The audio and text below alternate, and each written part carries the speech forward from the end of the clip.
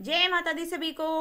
जय माता दी गुरु माँ। मैं जय माँ भद्रकाली कालका माँ की बेटी बिलंदपुर दरबार से आशा करती हूँ कि महामाई की कृपा से सभी बच्चे खुश होंगे, खुशहाल होंगे।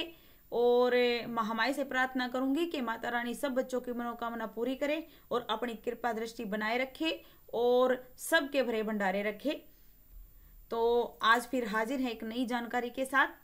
अगर आपको मेरी जानकारी अच्छी लगती है, ज्ञानवर्धक लगती है, अगर मैं थोड़ा बहुत भी कुछ सिखा पाती हूँ तो आप मेरी वीडियो को लाइक करें, कमेंट करें, शेयर करें और जो नए बच्चे वीडियो पर आ रहे हैं वो चैनल को सब्सक्राइब करें।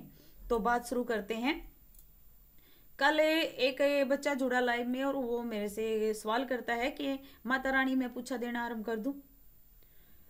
तो भैया पहली बात तो ये होती है कि पूछा कोई बच्चों का खेल नहीं है कि पूछा देना आरंभ कर दो। ये कोई बच्चों का खेल नहीं है बेटा। देखो बुरा मत मानना, जो टॉपिक मुझे लगा कि ये जानकारी देने योग्य है इसलिए मैंने उठाया है। तो पूछा देना या गद्दी लगाना कोई बच्चों का खेल नहीं है। सोच समझ के इस लाइन में उतरें।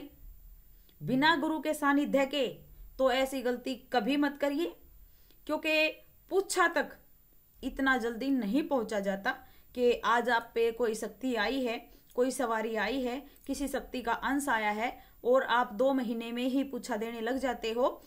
तो ऐसी गलतियां ना करें, क्योंकि ये गलतियां आपके जीवन पर और आपके परिवार पर बहुत भारी पड़ती हैं। होता क्या है, वो तो शक्तियां हैं, वो तो कराएंगी आपसे, वो तो पूछा देंगी और आप दे देते हो पूछा। और हुआ भी होगा और बहुत से बच्चों के साथ हो भी रहा होगा कि आप पूछा दे देते हो और जिसकी आपने पूछा दी है उसके घर में चीजें ठीक हो जाती हैं, उसका भला हो जाता है, जो काम बिगड़े हुए थे वो हो जाते हैं, जो काम आपकी शक्ति ने बोला वो काम हो जाता है। लेकिन नुकसान कहाँ होता है आपके घर में? उसका उधर उस व्यक्ति का वहां काम बना और आपके घर में नुकसान होना आरंभ हो गया। वो क्यों हुआ? क्योंकि आधा अधूरा ज्ञान हमेशा खतरनाक होता है बेटा। तो किसी शक्ति को चलाने के लिए पहली बात तो गुरु बनाए, और जब तक आपका गुरु आपको गद्दी नहीं दे देता, आपको परमिशन नहीं दे देता, आपको आज्ञा नहीं दे देता कि आप अब पूछा दे सकते हो, तब तक आप पूछा नहीं दें और ना देने की हिम्मत करनी चाहिए, क्योंकि इसका भुगतान आपके साथ साथ आपके परिवार को करना पड़ता है, बहुत बुरा भुगतना पड़ता है। चीजें इतनी बिगड़ जाती हैं कि उनको संभालना बहुत मुश्किल हो जाता है। तो जब तक आपके गुरु आज्ञा ना दे दें, जब तक आपके गुरु वो ये ना कह दे कि बेटा अब आप पूछा दे सकते हो, अब आप इस लायक हो गए हो, तब तक इस तरफ कदम ना बढ़ाएं, ना बढ़ाएं, ना शक्तियों के साथ खेलें और ना इस चीज को खिलौना समझें। बहुत खतरनाक चीजें हैं ये।